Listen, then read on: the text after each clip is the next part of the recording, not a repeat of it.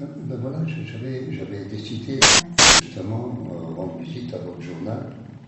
Je voulais parler d'un cas particulier concernant un interné qui a des problèmes avec la justice pour avoir fait son devoir, comme d'habitude.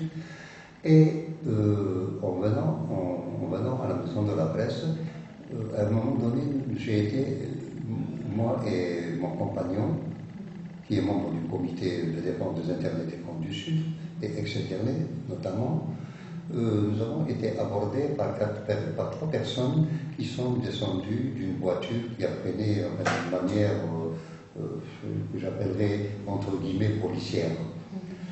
Quand et où? À quelle heure? Au niveau de la Hassiba Bomboli, à proximité bien sûr de la maison de la presse. Pas très loin du barrage de la police aussi. Pas très loin d'un barrage de la police. Trois individus en civil, deux portaient des costumes gris assez foncés, le troisième il était en costume bleu nuit. Bon, j'avais remarqué quand même qu'il y avait une petite poste quand même, ils avaient une arme, et ce qui m'a confirmé que c'était des agents, des représentants de la loi, enfin, du moins si on peut les appeler comme ça. Ils avaient un gyrophare. À l'intérieur de la voiture, il y avait un gyrophare.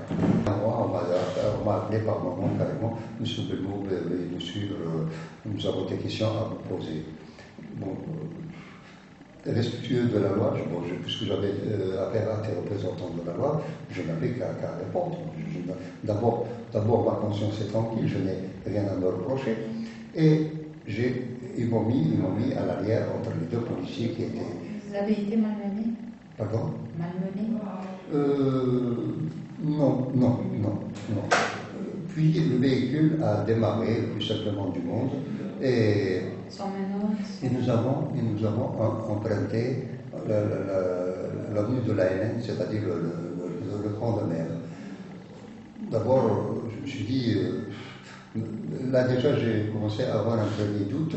Je me suis dit, si c'est des agents du gouvernement, si c'est des policiers, je voudrais qu'on aille vers le centre-ville. Les commissariats sont de l'autre côté. Et là, on allait à contresens. Et arrivé à un certain moment, l'un de ces agents du gouvernement, que j'appellerai à partir de cette minute une de ces barbouzes, parce que ça m'a rappelé un peu les barbouzes des années 62. Dès que j'étais gamin en ce temps-là, mais j'ai gardé une mauvaise image de ces gens-là. Et une des barbouzes a dit le pauvre, qu'est-ce qu'il fait là, ce pauvre, il est en panne, on va essayer de voir si on peut l'aider. Moi j'ai dit quand même, c'est des gens qui sont civilisés, il y a du civisme là-dedans. Et c'était pas un pauvre qui était en panne, bien qu'il avait le capot du moteur qui était soulevé, façon de faire croire qu'il était en panne. Alors, ils ont gardé leur voiture devant le fourgon. Moi, j'ai compris que c'était afin que les véhicules qui suivaient, pour qu'ils ne puissent pas voir ce qui se passe ici. Et là, ils m'ont carrément transbordé dans le fourgon. À partir de ce moment-là, sincèrement, je ne saurais pas dire par où j'ai commencé à comprendre. Non, j'ai compris que c'était un enlèvement. D'ailleurs, ce n'était pas le premier. Donc, j'ai vécu des scènes comme ça, donc ça m'a rappelé des mauvais souvenirs. Et ça s'est fait. Il n'y a pas eu de brusquerie. Il n'y a pas eu. Vous n'avez pas résisté, c'est ça? Non, moi je vous ai dit, au prime abord, je vous ai dit, puisque tout montrait que c'était des agents du gouvernement. Ça pouvait être des policiers de la brigade politique. Vous savez toujours pas de quel corps ils relèvent? Ben, je crois que la suite va nous orienter un peu. Vous savez, parce que chez nous, il y a les polices parallèles, il y a les milices, il y a tout ce cinéma, là, maintenant, tout le monde est armé. Deux des passagers sont montés avec moi à l'arrière du fourgon, le troisième est monté à l'avant, donc ils sont devenus encore quatre, et le quatrième, c'est-à-dire le chauffeur de la première voiture, il est parti, bien sûr, dans sa voiture, je parle de la voiture avec laquelle on va arrêter. Et là, ce que je retiens, et ça je suis sûr, c'est que la voiture, je dirais qu'elle grimpait un peu. C'était la côte, ça a toujours été la côte. Quelle côte? Non, parce que bon, il ne pouvait pas, Il ne pouvait que continuer, c'était un sens unique. Ensuite, c'était où exactement? C'est à quelques 500-600 mètres, un peu plus loin que le tunnel de Bellecour. Quand je suis descendu du couvent, j'étais dans un garage. C'était un garage. Bon, oui, c'était un garage, ça ne pouvait pas être autre chose. Il y avait un petit établi, tout petit dans le coin. Bon, rien dessus, mais ça ressemblait beaucoup plus. C'était un garage et le couvent a garé la commande. Je ne savais toujours pas où c'est, à Bellecour, sur Alger. Est-ce que vous êtes sorti de la capitale? C'est sur le. Non, on a quitté. Non, je vous ai dit, on a roulé environ une demi-heure, peut-être un peu plus. De Bellecour. De Bellecour, oui. Et c'était plus le plat, hein, c'était pas le plat, c'était la côte. Il y a dans un coin un bureau, une table hein, c'est sec, hein, une table, une chaise, lumière, c'était un fil et une ampoule, hein, c'est tout, sans aucun décor, sans rien du tout. Et là, bon, quelqu'un s'est assis de l'autre côté et on m'a dit de me mettre dans un coin. Moi j'ai dit, écoutez messieurs, moi je ne sais pas maintenant qui j'ai affaire. Je suis diabétique, j'ai attiré votre attention que je suis diabétique, je suis hypertendu, je suis cardiaque. Et bon, maintenant je voudrais bien savoir à quoi rime tout ça. Vous me dites que vous avez des questions à poser, posez-moi vos questions, et laissez-moi partir, présentez-vous au moins. C'est un minimum. Et, bon, l'un d'entre eux m'a répondu avec une grossièreté. Bon, un autre, il a fait semblant de la s'agir. C'était un peu la même famille, quoi. Puis, un troisième est allé de l'autre, ils m'ont ramené une chaise, je me suis assis. On m'a dit si je voulais de l'eau. J'ai dit non. Et il y en a un qui a allumé une cigarette, il m'a dit je fumais, j'ai dit j'ai arrêté de fumer, ça fait 3 ans et demi, je ne fume pas. Et quelqu'un m'a dit, est-ce que tu sais pourquoi tu es là? J'ai dit, écoutez, vous m'avez appelé par mon nom, vous m'avez carrément appelé par mon nom, vous m'avez arrêté, je suis là, et vous savez que je suis défenseur des droits de l'homme et je ne fais pas de la divination. Je ne veux pas savoir pourquoi je suis là, et je voulais le savoir. On m'a dit, pourquoi tu t'es permis, enfin, pourquoi tu t'es attaqué à des hautes autorités? Je dis, je crois que jusqu'à preuve du contraire, je n'ai jamais été jugé pour avoir formulé des attaques contre Pierre ou Paul. Maintenant, je me suis attaqué contre des autorités. J'aimerais bien savoir de quelle attaque vous parlez et de quelle autorité. On m'a dit, bon, vous étiez à la Ligue des droits de l'homme et vous avez quitté, pourquoi? Écoutez, ça c'est une autre histoire, c'est interne. Qui vous a dit que j'ai quitté les droits de l'homme? Je n'ai pas quitté les droits de l'homme puisque j'ai une carte de la Ligue des droits de l'homme. Donc, il appartient à la Ligue de me la retirer. C'est à la Ligue de me retirer cette carte. Je suis défenseur des droits de l'homme. Et je n'ai pas besoin de carte pour être défenseur des droits de l'homme. La Constitution m'y autorise sans avoir une carte. On m'a dit, tu es le porte-parole du comité de défense des internés des comptes du Sud et tu accuses l'armée, tu dis que c'est l'armée qui est responsable des arrestations. J'ai dit non, je n'ai pas dit que l'armée est responsable de nos arrestations. J'ai dit l'armée est responsable de notre déportation. C'est pire encore. On m'a reproché d'être virulent.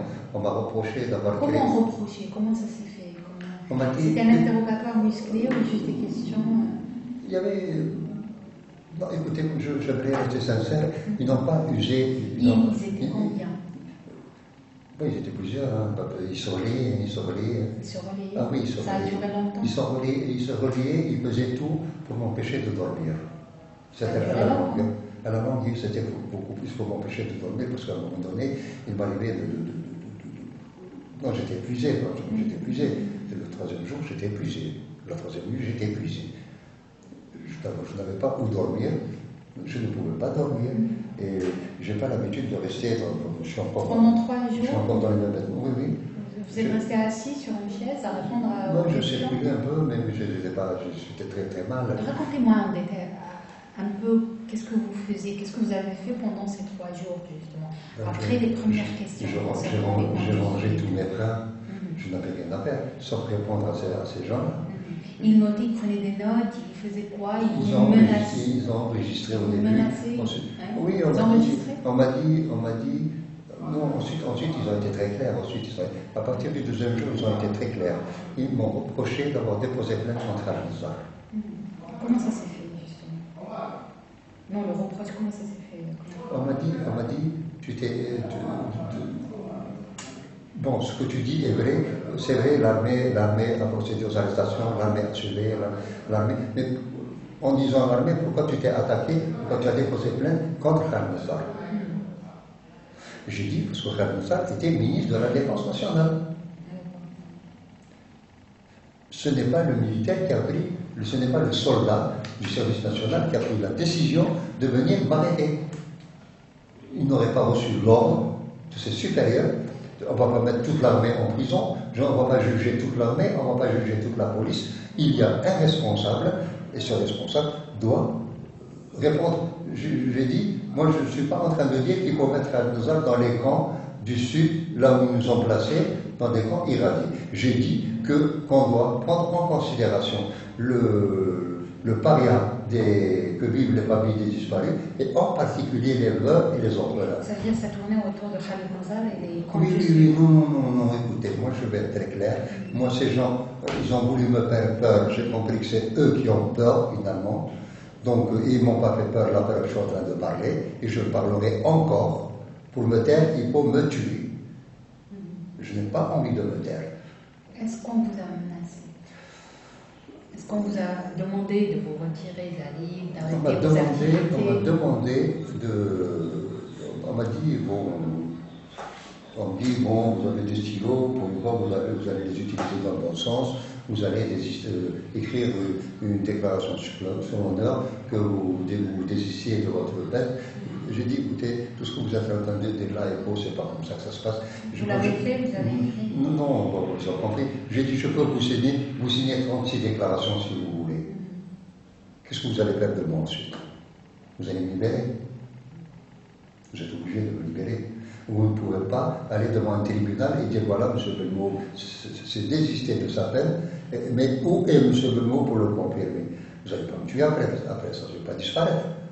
Si je signe, ça veut dire que je rentre chez moi. Et en rentrant chez moi, je vais dire que j'ai signé ça sous l'effet de la menace. Donc ça veut dire que c'est nul et non avenu.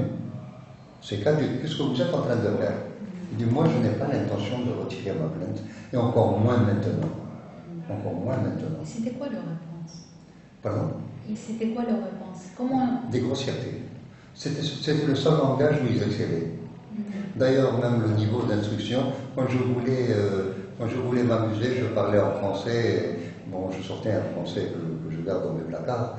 Et là, je voyais que ça flottait autour de moi. Et je me payais ce plaisir. Sincèrement, je me payais ce plaisir. Et c'était quoi les conditions de votre séquestration?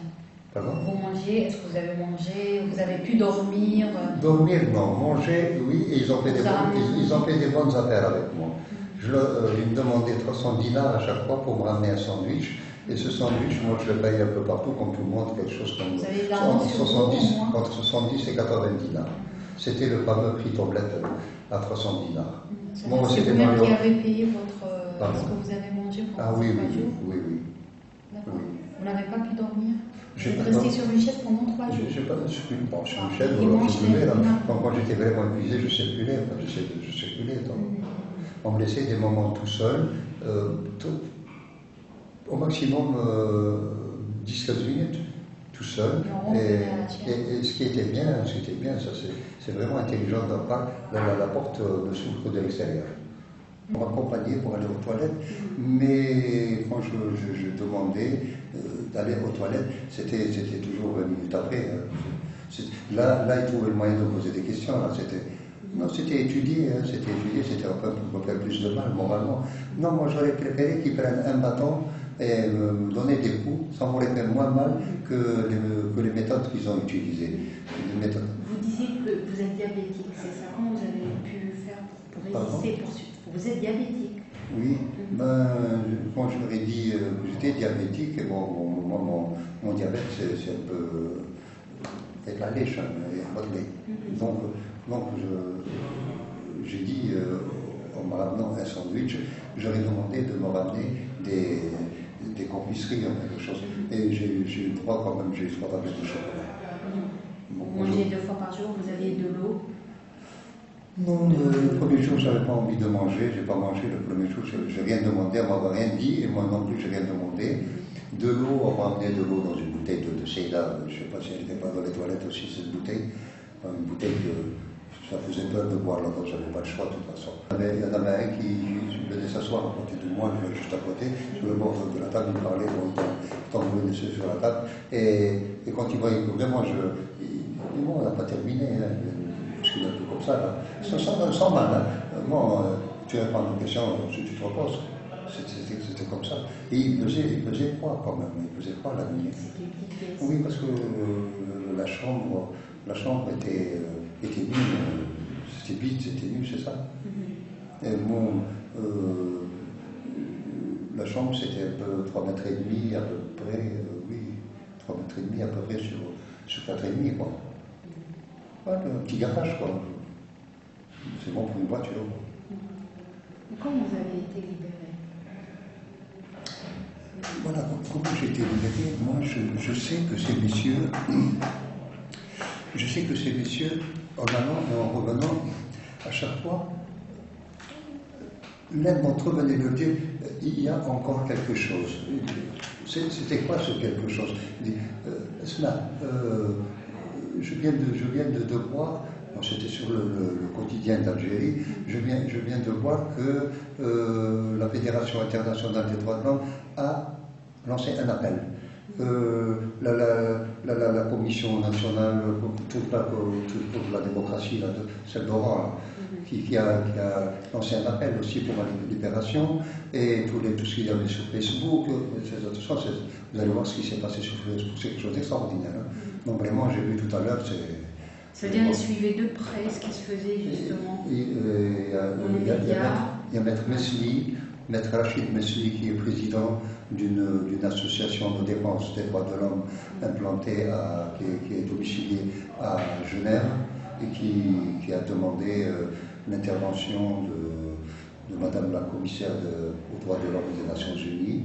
Ils ont fait appel au Commissariat international de défense des défenseurs des droits de l'homme, qui a aussi appelé les autorités algériennes à faire quelque chose pour ma libération.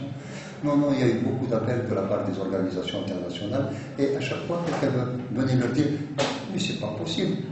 Encore il y a un autre appel de tel organisme, mais c'est pas possible, il y a Amnesty International qui a lancé un appel. Et à chaque fois c'était comme ça. Ça veut dire que vous pensez que c'est la pression des ONG, des médias qui ont... Ce qui leur a fait le plus peur, ça je l'ai senti, ils l'ont dit, c'est comme ça.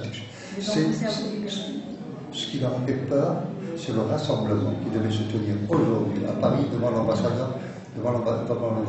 d'Algérie. Et beaucoup de gens devaient prendre part. Ça les embêtait d'avoir quelqu'un comme ça sur les bras, ils ne savaient plus ce qu'il fallait faire avec moi. Et à la fin, il me parlait un langage de l'enfant battu qui demande des excuses. Oui, ils étaient doux comme des agneaux à la fin. Voilà, on disait voilà, vous n'allez pas dire qu'on vous a torturé, je ne peux rien dire parce que je ne vous connais pas. Je ne vous connais pas. Vous ne leur avez pas posé la question, qui êtes-vous? Qu'est-ce que je fais là? Je leur ai dit, vous appartenez à quel type de police parallèle? Parce que la DRS officielle n'aurait pas elle aurait pu employer une autre méthode. Mais pas celle-là. Je ne sais pas, carrément dans un de ses bureaux. Comme ça, publiquement. Quoique ce n'est pas des anges non plus. Non, ce n'est pas pour les blanchir. Qui est derrière tout ça? Pardon? À votre avis, qui est derrière tout ça? Comment vous avez passé 3 jours avec eux? Vous savez, ce qui est énigmatique. Vous écartez. Ce qui est énigmatique là dans cette histoire. La piste du DRS. C'est pourquoi, au moment où Khaled Nazar est interpellé et auditionné par Madame la procureure d'un tribunal helvétique, et on se rappelle qu'un certain Nordenbourg a déposé une certaine plainte un certain 28 août 2001, comme par hasard. C'est pour vous empêcher de témoigner? J'accuse Khaled Nazar j'accuse Khalnazar et je tiens j'insiste à ce que Khalnazar sache que maintenant je vais déléguer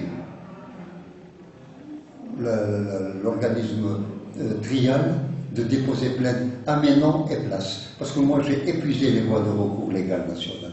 Je voulais être modeste. Mais là maintenant, je relève le défi. Vous n'avez pas répondu à ma question. On a fait pleurer mes filles, écoutez mademoiselle, on a fait pleurer mes filles 3 jours, des filles d'une maman qui a été tuée par des soldats. Et on a ravi leur papa. S'il n'y avait que moi, je dirais Hizbullah wa ni'mal wakil. Encore une fois, on a fait pleurer. Moi, vous aurez vu ma fille ce matin, je vous assure que vous aurez versé des larmes.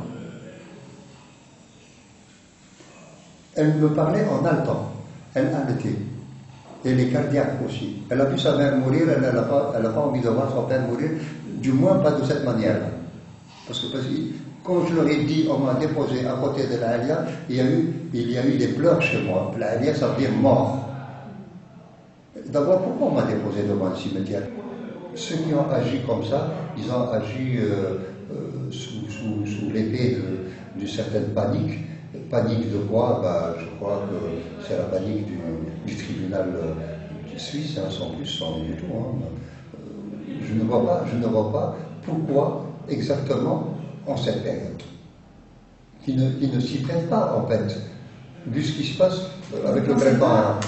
Excusez-moi, vous ne pensez pas que par exemple un corps soit derrière toute cette mise en scène pour discréditer ou pour faire désigner un autre corps justement de la sécurité du droit? Par exemple, on va dire, ça pourrait être peut-être, c'est juste un exemple, la police qui aurait fait ça peut-être pour justement faire croire que c'est le DRS. Vous savez les coups bas entre les services, ça je ne doute pas qu'il avait mis des coups bas, ça je suis persuadé même là. C'est sûr, vous dire c'est pas moi, c'est l'autre. Là, la question ne se pose pas, là je suis tout à fait d'accord avec vous. Mais moi, ce que je dis dans cette histoire, moi je dis que tout le monde est responsable de mon Qui, tout le monde? Tous ceux qui ont une part de responsabilité, tous ceux qui ont la prétention de veiller au bien-être des citoyens algériens. C'est pas normal quand même, mademoiselle. Je suis kidnappé en plein centre d'Alger, je fais 1,82 m, il y a un barrage de police à côté, il y a des caméras. À quoi servent les caméras? Et à chaque fois, on me reposait la question au sujet de ma plainte. Ma plainte, elle revenait, c'était le plat de résistance de demande d'arrestation. Voilà. Tout le reste, c'était un peu un petit décor qui était là. Mais la question nodale dans toute cette histoire, c'était ma plainte et ma plainte. Voilà. Et moi, cette plainte, je le jure, en mon honneur, que je ne la retirerai jamais, même si on doit me découper en 1000 morceaux. Et si demain on vous convoque pour témoigner contre Khalnazar, que feriez-vous? Je voudrais que votre question devienne une réalité. C'est mon vœu le plus pieux. Si je dois servir d'étincelle par laquelle j'aillerai la vérité, que je sois cette étincelle. Je le ferai pour mon pays, je le ferai pour ce peuple dont je suis fier d'appartenir.